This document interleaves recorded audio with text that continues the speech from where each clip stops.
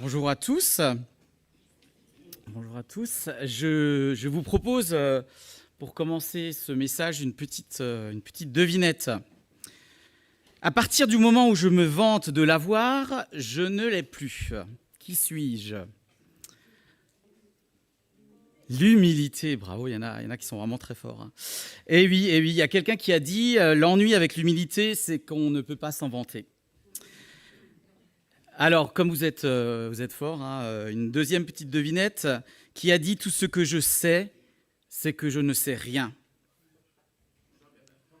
Ah, peut-être ça a été repris, hein, mais bien avant. C'était déjà une maxime attribuée par Platon au philosophe grec Socrate. Tout ce que je sais, c'est que je ne sais rien. Alors, on va lancer. Voilà. Le sujet de ce matin, l'humilité, est-ce une option ou bien est-ce que c'est une qualité indispensable pour le disciple de Christ? Alors avant de nous pencher sur le cas justement du chrétien, est-ce que c'est une qualité qui est mise en œuvre, mise en avant dans notre société? Si on regarde autour de nous, hein, les stars du showbiz, stars de foot, femmes et hommes politiques, au passage un petit clin d'œil appuyé à un président fraîchement élu outre-Atlantique, hein. Est-ce qu'il vous arrive souvent de dire « bah oui, vraiment, lui, elle, quelle humilité » ou bien si vous le dites, hein, il y a des bonnes chances que ce soit ironique. Alors, s'il existe le top 50 ou le top 20 des personnes qui sont les plus riches, qui sont les plus populaires, ou bien aussi la fameuse personnalité préférée des Français, j'ai pas souvent entendu parler d'un classement des personnes les plus humbles parmi les Français. Et pour cause, parce qu'on aime être vu, on aime être écouté, liké, on veut faire le buzz. Pour l'humilité, on repassera plus tard. Hein. Et pourtant, si on lit la Bible, si on lit la parole que Dieu nous a laissée, la question de l'humilité, elle est quand même centrale, elle est essentielle. Et déjà, Jésus, dans la prière du Notre Père, nous a laissé à ses disciples aussi cette prière qui affirme avec humilité que Dieu, justement, est notre Père, notre Seigneur, et que c'est lui et lui seul qui peut nous pardonner nos fautes, et que par nous-mêmes, par nos propres mérites, nous ne nous en sortirons pas. Alors, ce matin, j'aimerais cheminer avec vous sur le chemin de l'humilité tel que la Bible nous l'enseigne. Mais auparavant, je crois que ça peut être intéressant de voir un petit peu le mot lui-même, le mot l'humilité. Alors c'est un mot hébreu dans la Bible, hein, traduit par humble, c'est le mot ana, qui signifie être misérable, être affligé, d'où le fait de courber l'échine, de s'humilier. Mais ce qui m'intéresse, c'est notre mot français, humilité. Humilité qui vient du latin, humilitas, et je crois qu'il y a déjà une petite merveille qui se cache dans ce mot. Humilitas, c'est un mot qui est simplement dérivé de humus, c'est-à-dire la terre. Et comment ne pas penser à ce verset de Genèse 3, hein, où Dieu, pour bien cadrer les choses, dès le début, dit à l'homme « Tu es poussière et tu retourneras à la poussière. »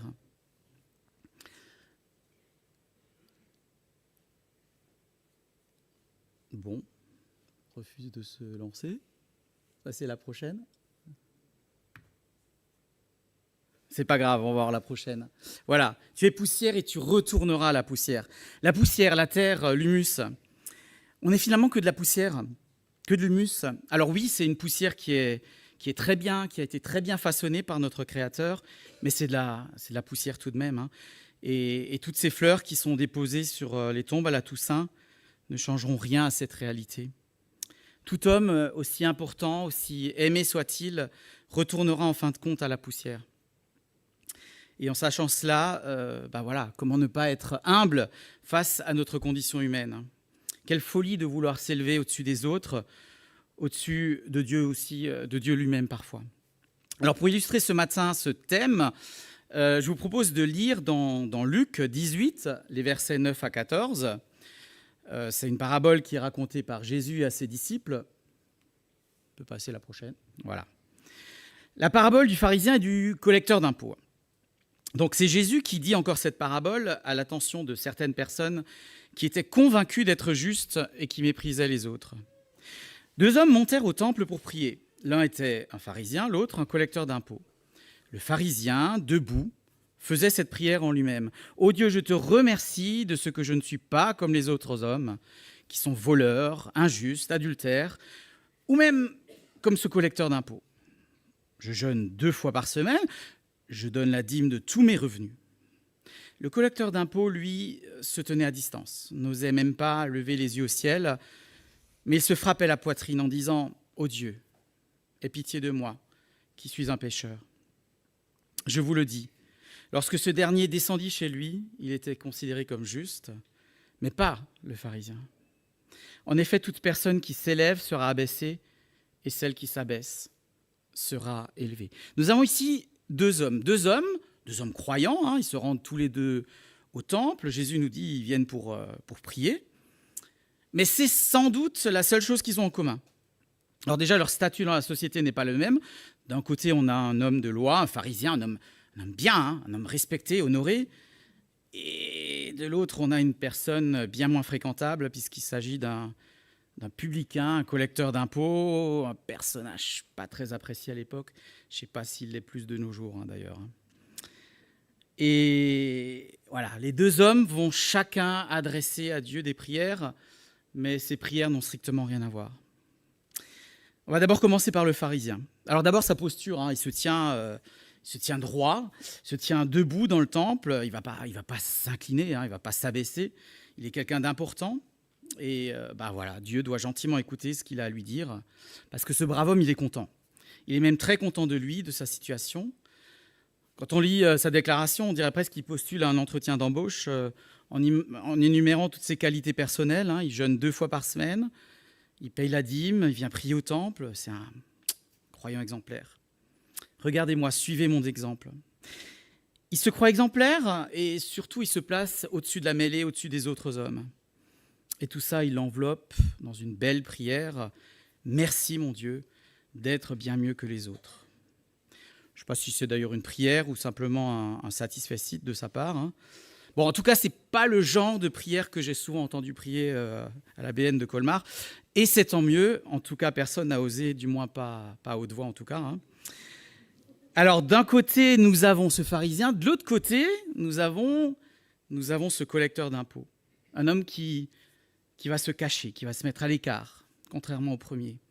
Il n'ose même pas lever les yeux au ciel. Et il se frappe la poitrine en signe de contrition. Et comme le pharisien, il va aussi livrer à Dieu sa vision de sa personne. Mais lui, c'est pour reconnaître son état de pécheur. Il ne va pas chercher d'explications, d'excuses. Il ne va pas chercher à justifier ses actes. Simplement, il implore le pardon de Dieu. Et avec humilité, il va simplement reconnaître qu'il n'est rien du tout sans le secours divin. Alors si on regarde du point de vue purement humain, si on a évalué les qualités humaines de ces deux hommes, il n'y aurait pas photo. Hein. D'un côté, on a un homme bien sous tout rapport, un bon croyant, et puis de l'autre côté, un pécheur qui, si on croit son attitude, doit avoir beaucoup de choses à se faire pardonner. Heureusement. Heureusement, le regard de Dieu n'est pas le regard humain. N'oublions pas, l'Éternel regarde au cœur. Et justement, le cœur de ce collecteur d'impôts est justement grand ouvert pour recevoir la grâce divine. Son cœur est grand ouvert. Dieu ne va pas forcer et ne forcera jamais la porte de nos cœurs. Si nous estimons, comme le pharisien, que voilà, on n'est pas si mal, hein, on est autosuffisant, ok, il nous laissera tranquille puisque, en fin de compte, nous n'avons pas besoin de lui, pas besoin de sa grâce. Si au contraire nous sommes humbles de cœur, si nous reconnaissons que nous avons besoin d'un sauveur, oui, alors il répondra à notre appel, comme il l'a fait aussi pour ce publicain. La question est la suivante, hein, et c'est une question qui fait un peu mal, hein, parce que à qui de ces deux personnages ressemblons-nous vraiment dans la réalité de nos vies ? Alors je pense que spontanément, notre sympathie ira bien sûr vers le publicain parce qu'il est repentant, plutôt que ce pharisien imbu de sa personne, mais dans le fond de notre cœur, au plus profond de notre être, de nos pensées, est-ce qu'on n'est pas parfois tenté de nous estimer mieux lotis, un chouïa plus au-dessus que d'autres chrétiens, peut-être d'autres chrétiens plus fragiles spirituellement, qui ont un parcours spirituel moins lisse que le nôtre, d'autres chrétiens plus jeunes dans la foi, d'autres chrétiens qui ont peut-être un pédigré évangélique peut-être moins prononcé que le nôtre, ou bien avec des histoires, je ne sais pas, peut-être des histoires pas jolies dans la famille de tel ou tel. Est-ce qu'on ne ressemble pas parfois à ce chat de Gueuluc qui, on va le voir, se trouve quand même pas si mal, hein. Il est quand même à 2 doigts d'être parfait, ce chat. Est-ce qu'on ne lui ressemble pas? Non, l'humilité, la vraie, consiste justement à reconnaître qu'on ne vaut pas mieux les uns que les autres, que comme tout un chacun, on peut facilement chuter.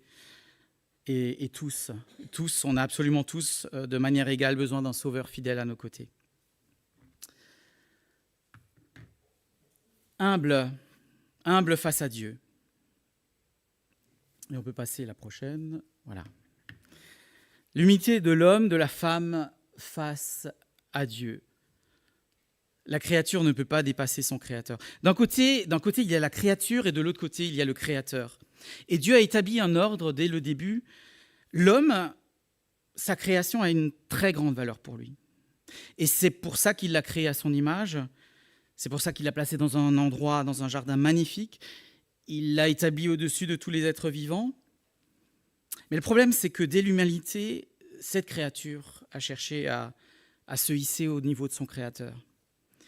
Et si l'on lit dans Genèse 11, verset 1, « Toute la terre avait à l'époque une seule langue et les mêmes mots. » Et au verset 4, « Les hommes à cette époque dirent « Allons, construisons une ville et une tour dont le sommet touche le ciel.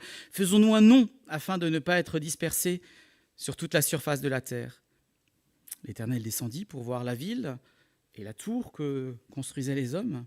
Et il dit, « Les voici qui forment un seul peuple et ont tous une même langue. Et voilà ce qu'ils ont entrepris. Maintenant, rien ne les retiendra de faire tout ce qu'ils ont projeté. Allons, descendons et brouillons leur langage afin qu'ils ne se comprennent plus mutuellement. » L'Éternel les dispersa loin de là, sur toute la surface de la terre. Alors ils s'arrêtèrent de construire la ville. Et c'est pourquoi on l'appela Babel, parce que c'est là que l'Éternel brouilla le langage de toute la terre. C'est de là qu'il les dispersa sur toute la surface de la terre. Le problème de ces hommes, c'est pas en soi qu'ils cherchent à construire une tour, même si c'est une grande tour. Le problème, c'est la raison de la construction de cet édifice. Ils veulent un sommet de la tour qui touche le ciel, ils veulent se faire un nom, ils veulent se donner une identité forte, qui puisse rivaliser avec Dieu lui-même pour qu'il ne les disperse pas sur la surface de la terre.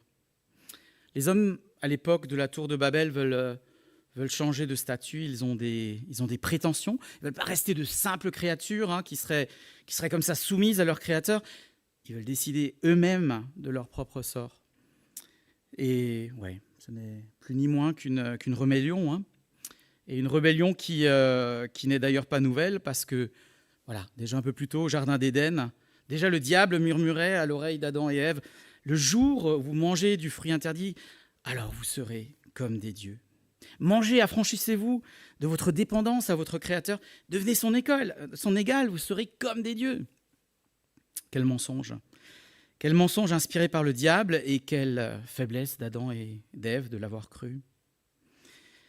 Et je crois que le premier adversaire de l'humilité, c'est le diable. Non pas parce qu'il croirait en ses propres mensonges qu'on peut devenir l'égal de Dieu, mais voilà, parce qu'il touche un point sensible de notre relation avec Dieu, notre dépendance. Et s'il suscite en nous la révolte, le souhait de devenir plus grand, de ne plus dépendre de Dieu, il sait qu'il va arriver à nous éloigner ainsi de notre Créateur. L'humilité, selon la Bible, elle nous maintient dans cette nécessaire dépendance à celui qui nous a créés, qui est à l'origine de toute chose. Et c'est pour ça que c'est une qualité essentielle du disciple. Dieu reste Dieu, et nous, ses créatures, nous restons à notre place. L'humilité, selon la Bible, c'est d'abord de rester à sa place. C'est Adam et Ève qui refuseraient d'écouter le serpent, qui leur murmure de devenir comme des dieux. C'est Adam et Ève qui choisiraient de garder leur place, leur relation privilégiée avec Dieu, dans le respect de ce que Dieu avait voulu. Nous savons très bien que ce n'est pas ce qui s'est produit, mais c'est pourtant ce que Dieu souhaitait pour l'homme, pour la femme. Et le péché est entré dans l'humanité parce que nos premiers parents ont été tentés de s'élever au-dessus de leurs conditions humaines. L'humilité, c'est avant tout rester à la place que Dieu a voulu pour nous. Dans 1 Corinthiens 4, au verset 7, on peut lire « Qu'as-tu que tu n'aies reçu ?» Et si tu as reçu, pourquoi te glorifies-tu comme si tu ne l'avais pas reçu ? Alors vivre humblement, c'est bien entendu pas renoncer à ses ambitions, à refuser tout progrès technologique, refuser d'évoluer avec son temps. C'est pas ça. Vivre humblement, c'est se dire que Dieu est au-delà de tout cela. Il peut tout faire disparaître, tout anéantir en un rien de temps. C'est comprendre que jamais ces outils, cette intelligence que l'on peut développer, fût-elle artificielle, ça ne nous rendra jamais supérieurs à notre Maître. Et la grandeur de l'homme, c'est une simple illusion, fabriquée par l'adversaire de Dieu.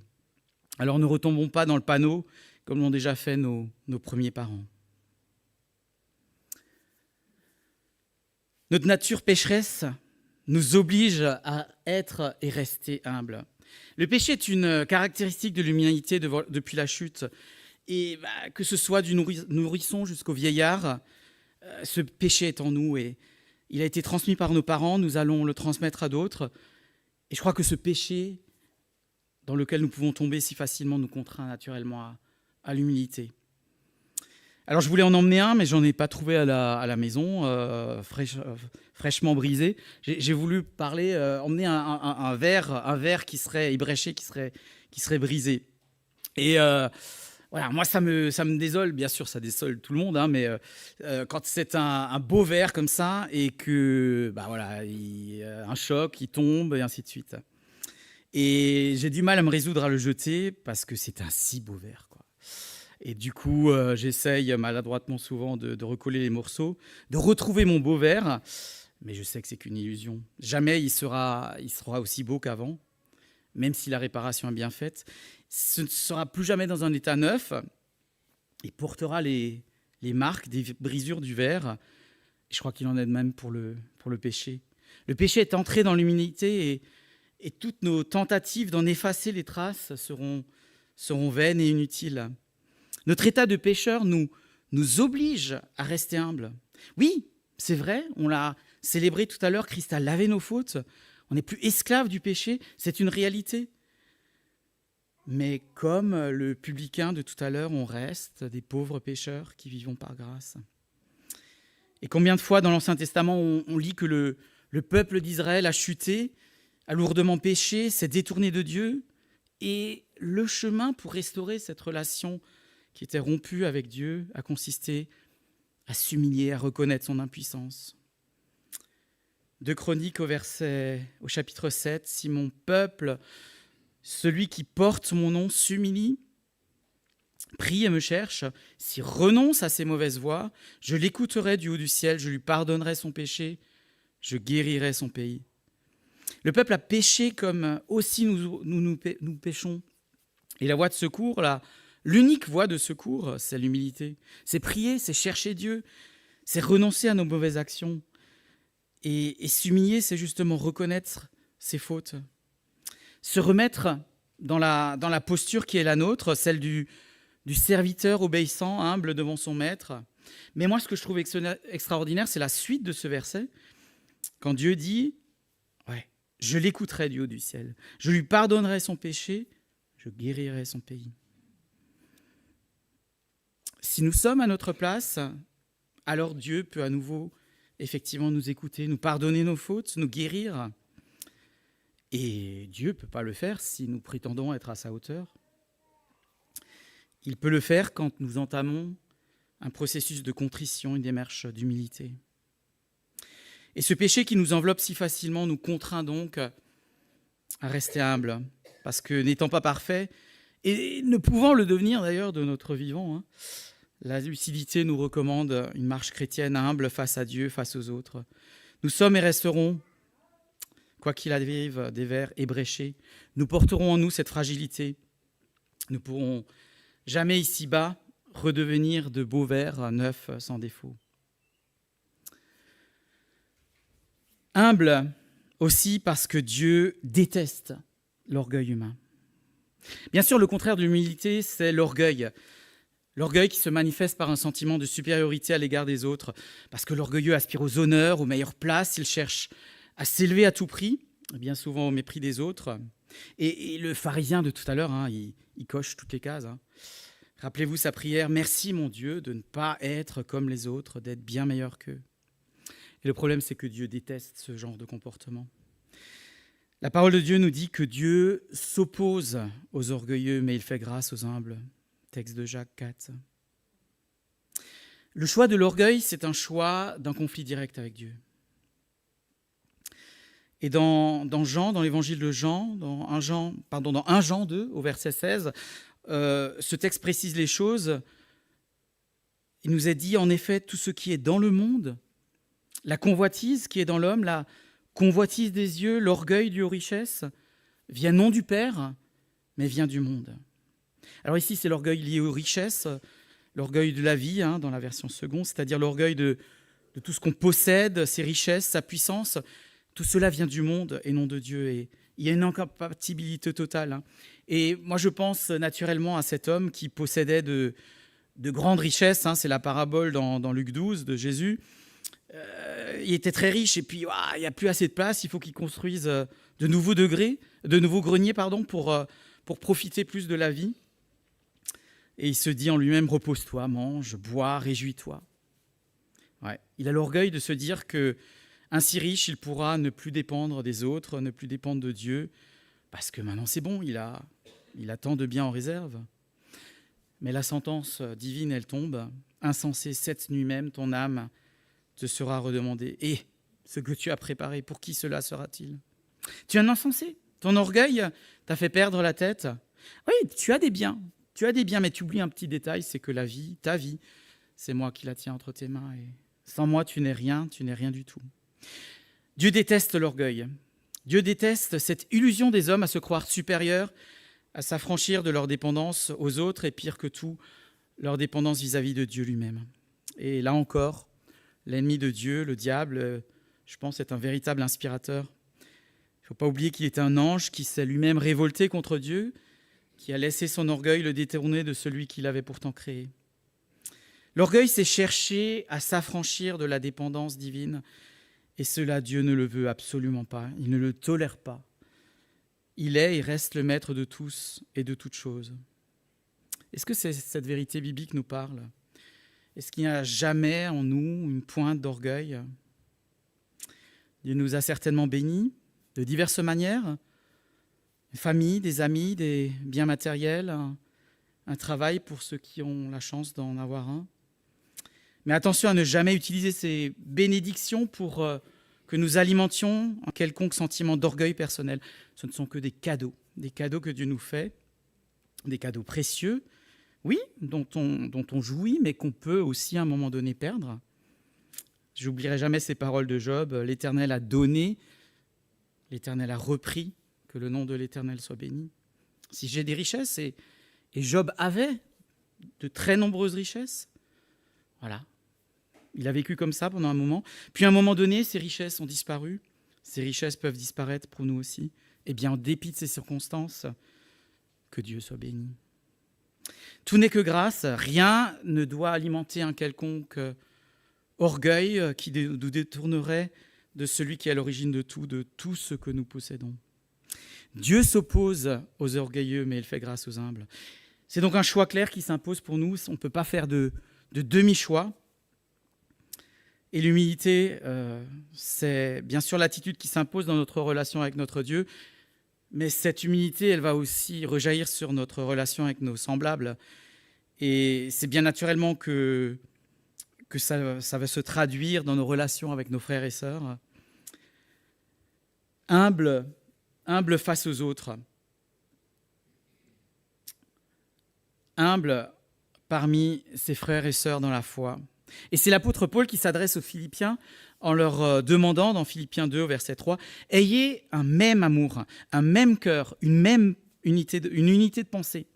Ne faites rien par esprit de rivalité ou par désir d'une gloire sans valeur, mais avec humilité, considérez les autres comme supérieurs à vous-même.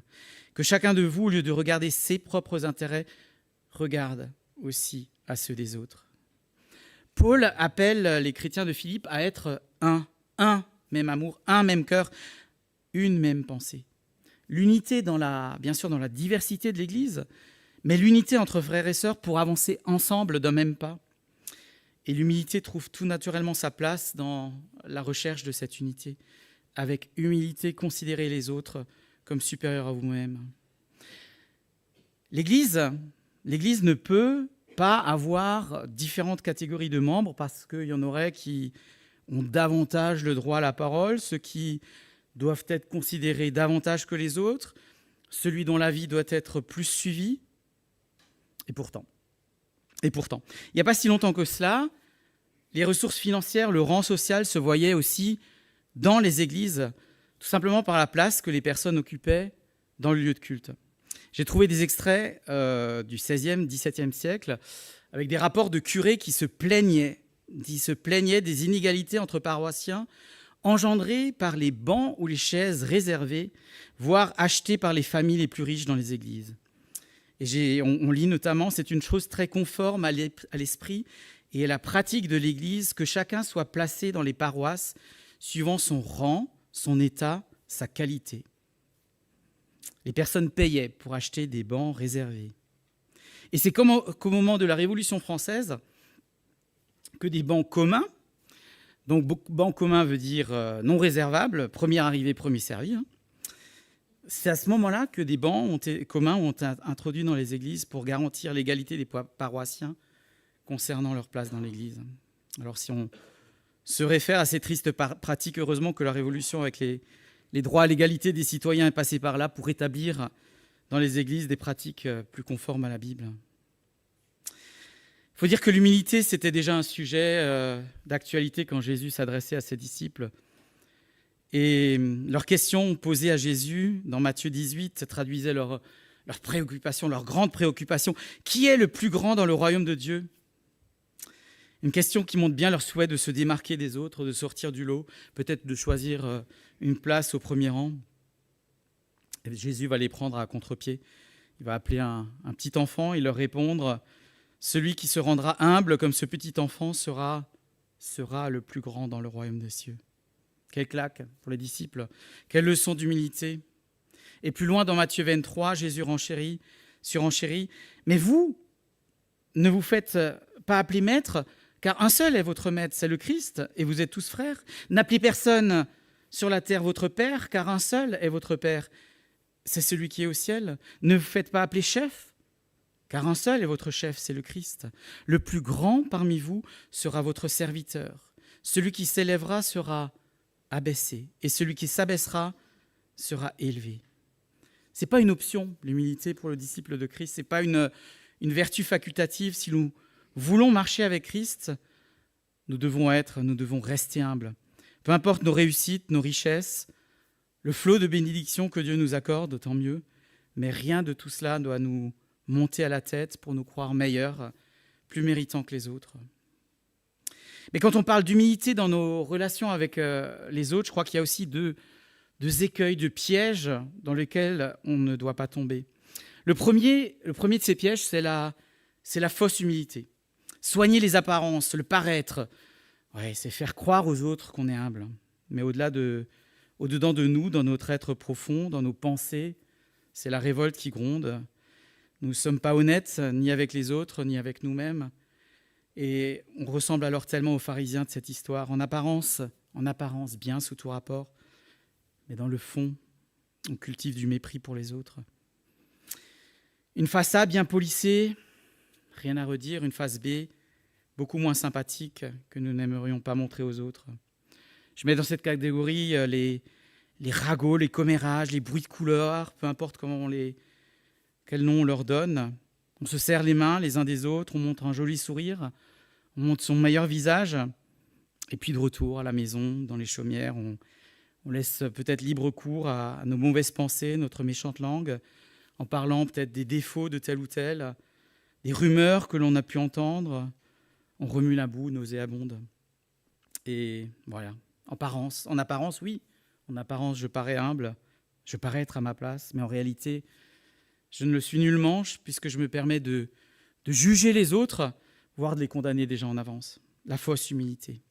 Et le second piège dans lequel on peut tomber, c'est le dénigrement de soi. C'est se dire que si je me compare à d'autres ou aux autres, je vaux rien, je suis rien. J'ai pas telle ou telle qualité, j'ai pas tel ou tel don que les autres ont, je sais pas faire les choses aussi bien que les autres, je suis un chrétien de second rang et ça changera jamais. Et tout comme la fausse humilité est un danger, cette attitude aussi pose problème. Parce que si je me dis ça, je dis à Dieu, Dieu, tu m'as pas qualifié comme les autres. J'ai un truc en moins que les autres. Quelque part, tu m'as oublié quand tu as distribué les dons, moi tu m'as zappé, tu m'as oublié. Et ça, je crois que c'est un grand mensonge aussi. Chacun de vous a reçu de Dieu un don particulier, qu'il l'utilise pour le bien des autres et le mette à leur service, comme il convient à de bons gérants de la grâce infiniment variée de Dieu. Texte d'1 Pierre 4. Chacun de vous a reçu un don. Et du coup, chacun doit aussi l'utiliser pour le mettre au service des autres. Donc, dire « moi, je sais rien faire », c'est en fin de compte écouter et croire le mensonge de l'adversaire de Dieu qui veut tout simplement que tu renonces à utiliser ton don. Et s'il arrive à convaincre le plus de chrétiens possible à croire cela, il aura rendu l'Église de Dieu inopérante, tout simplement. Être humble, c'est pas s'écraser au profit des autres. L'humilité, c'est pas dire « je ne suis pas capable de faire telle ou telle chose », mais c'est plutôt dire « je ne me sens pas capable ». Je ne me sens pas capable de le faire, mais avec l'aide de Christ, avec l'aide de mes frères et sœurs, je peux y arriver. C.S. Lewis, l'auteur chrétien qui a écrit Narnia, nous parle de cela. L'humilité ne signifie pas avoir une moins bonne opinion de soi, mais c'est moins penser à soi.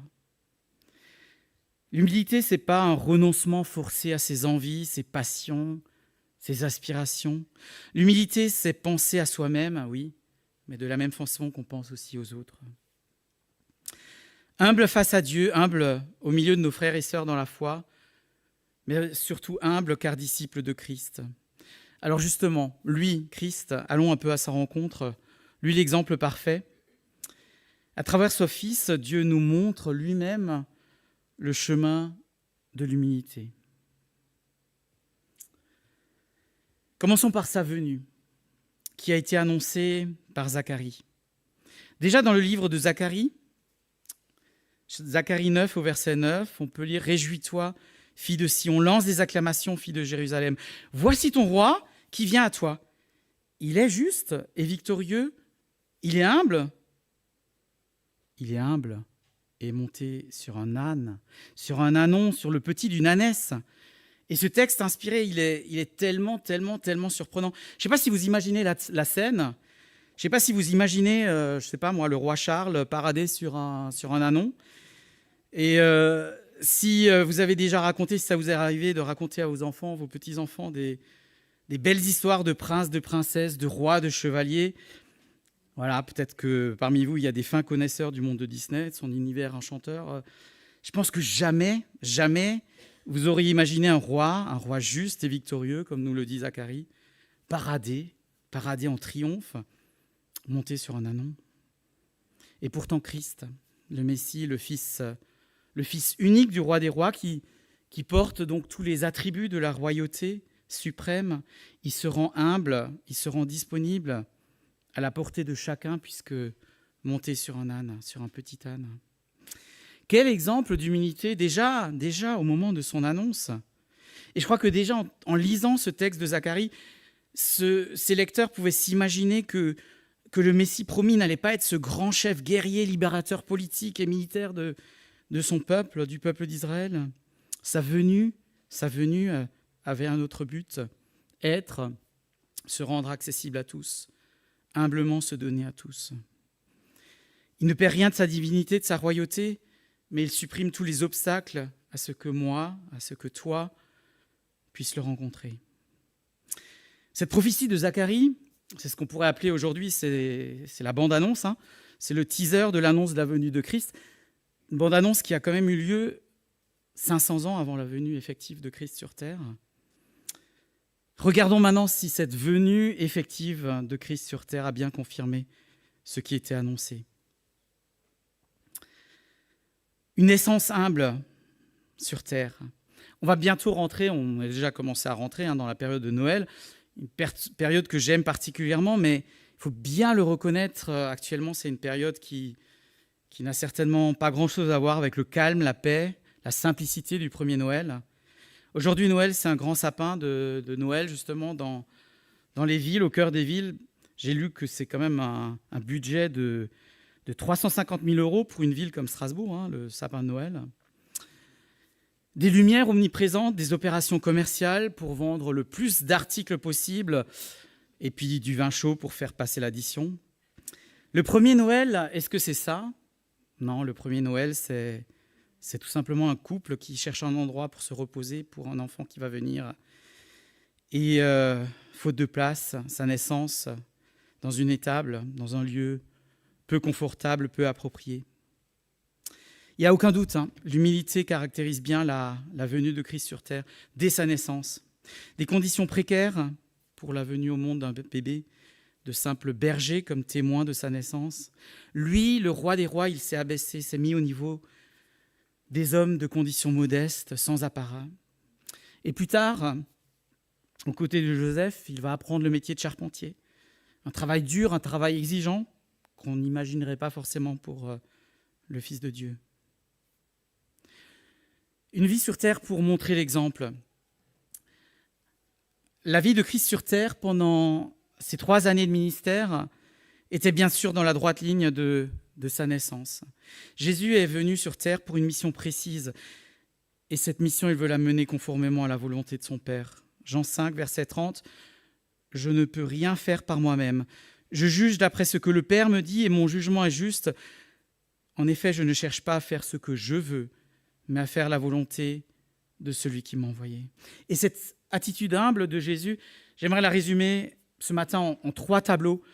On pourrait bien sûr en choisir bien d'autres. 3 tableaux. D'abord, le baptême au Jourdain. Ouais, Jean le baptiseur, Jean baptise depuis un certain temps. Tous ceux qui se repentent, qui décident de repartir, de prendre un nouveau départ dans leur vie.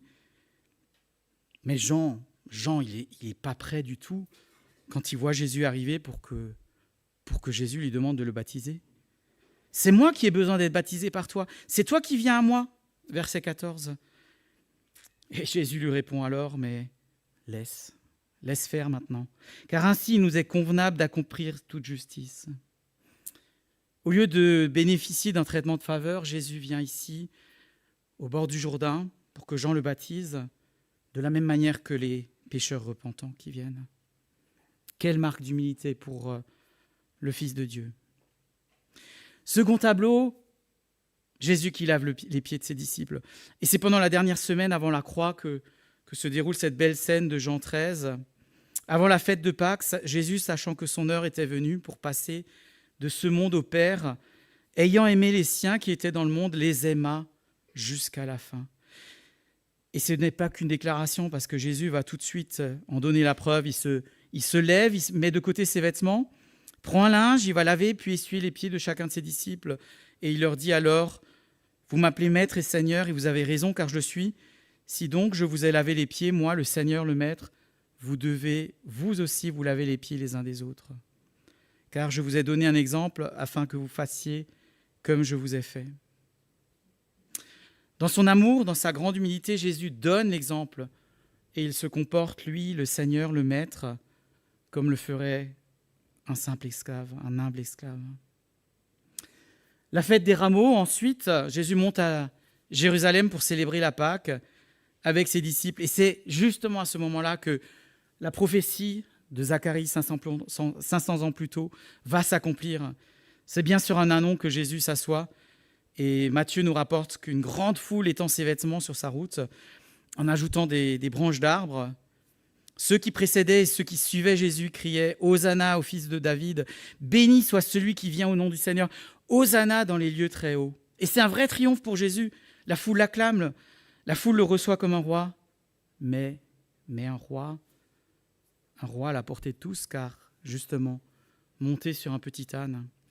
Dans son humilité, il se rend accessible. Un petit âne, si on en voit un, on a envie d'aller vers lui, on a envie de le caresser. Un grand cheval, puissant, majestueux, comme pouvaient en monter les rois, on préférait peut-être garder ses distances. C'est un choix volontaire que Jésus a fait en prenant ce petit âne. Enfin, l'humilité jusqu'à la fin. Jusqu'à la mort et la mort de la croix. Philippiens 2, verset 6, lui, Jésus, qui est de condition divine, il n'a pas regardé son égalité avec Dieu comme un butin à préserver, mais il s'est dépouillé lui-même en prenant une condition de serviteur, en devenant semblable aux êtres humains. Reconnu comme un simple homme, il s'est humilié lui-même en faisant preuve d'obéissance jusqu'à la mort, même la mort sur la croix. Jésus, le seul homme sans péché, s'est humilié lui-même en faisant preuve d'obéissance jusqu'à la mort. Et sa vie a été pour nous un exemple d'humilité. Il a gardé cette attitude jusqu'à la mort, aussi injuste a-t-elle été. Jésus, pur de péché, a accepté de payer pour nous. Il s'est volontairement chargé de nos péchés. Celui qui n'a pas connu le péché, il l'a fait pécher pour nous. Et dans sa parfaite obéissance, il est allé jusqu'à donner sa précieuse vie pour nous sauver, acceptant la mort la plus infâme qui soit, qui était destinée aux esclaves infidèles, aux criminels, celle d'un crucifié. Mais Jésus est allé jusqu'au bout. Il n'a pas renoncé à l'humiliation ultime. Et c'est bien ce qui pose problème, notamment pour nos amis musulmans, où, pour cet homme si exceptionnel, ce châtiment était trop indigne. Jamais Dieu n'aurait permis cela. Au dernier moment, il aurait été enlevé au ciel et pour lui éviter ce supplice. Mais ce n'est pas ce que le texte biblique nous dit. Jésus a endossé sa mission et est allé jusqu'au bout, jusqu'à la mort sur la croix, nous certifie bien le texte de Philippiens. À travers la vie de Jésus, nous n'avons pas un exemple d'humilité qui s'arrêterait à un moment où cela irait trop loin, où ce ne serait plus acceptable, où on serait tombé trop bas. Christ s'est fait simple serviteur et a obéi à son Père jusqu'à la fin. Il nous a ouvert la voie, il nous a montré l'exemple. Alors bien sûr, on n'égalera jamais cet exemple, mais on peut quand même largement s'en inspirer aussi dans notre vie chrétienne ici-bas. Alors pour conclure, l'humilité, c'est, vous l'aurez compris, une caractéristique indispensable de toute femme, de tout homme qui veut être disciple de Christ. L'humilité, ce n'est pas la servilité, ce n'est pas l'effacement de soi, ce n'est pas le dénigrement des dons que Dieu nous a confiés. L'humilité, c'est un profond respect de soi-même, des autres, de Dieu. C'est être prêt, comme Jésus nous le demande, à être le serviteur de tous. C'est comme le résumait le pasteur allemand Dietrich Bonhoeffer, être conscient de ses limites et de son besoin de grâce, c'est valoriser les autres par-dessus soi-même. Alors c'est peut-être pas une attitude, en tout cas pour moi, une attitude naturelle. Et je crois qu'il est indispensable de laisser l'Esprit de Dieu agir en nous pour nous transformer à l'image de Christ. Si nous vivons par l'Esprit, laissons-nous aussi conduire par l'Esprit. Et puis, il faut bien le reconnaître, parfois aussi nous chutons. Parfois, nous ressemblons davantage aux pharisiens de ce matin, aux pharisiens bien pensants qu'aux publicains repentants. Parfois, telle ou telle réussite, éloge, succès peut nous monter à la tête et on peut oublier notre devoir d'humilité. Je crois que dans ce cas, que nous puissions être connectés à la parole de Dieu pour nous remettre à notre place, pour être attentifs aussi aux paroles amicales de nos sœurs et de nos frères dans la foi. Et alors, dans ce cas-là aussi, prendre la voie de la repentance, de la demande de pardon. Et dans ce cas-là, ne persévérons pas à tout prix dans notre conduite pour avoir raison. Prions plutôt ainsi, Seigneur, aide-moi à prendre conscience de mon orgueil, viens m'en délivrer. Et j'aimerais encore vous laisser ces belles paroles d'Andrew Murray, qui était un théologien, un écrivain chrétien sud-africain, et qui écrivait « L'humilité, c'est la tranquillité parfaite du cœur. C'est ne rien attendre, ne s'étonner de rien de ce qui m'est fait, ne ressentir aucun mal qui m'est fait. C'est être en paix quand personne ne me loue, quand je suis blâmé ou méprisé. C'est avoir une demeure bénie dans le Seigneur où je peux entrer, fermer la porte, m'agenouiller devant mon Père en secret et être en paix comme dans une mer profonde de calme, quand tout autour de moi et au-dessus de moi est trouble. Que nous puissions méditer ces belles paroles, qu'elles nous encouragent à marcher sur ce chemin de l'humilité, qualité indispensable du disciple de Christ. Amen.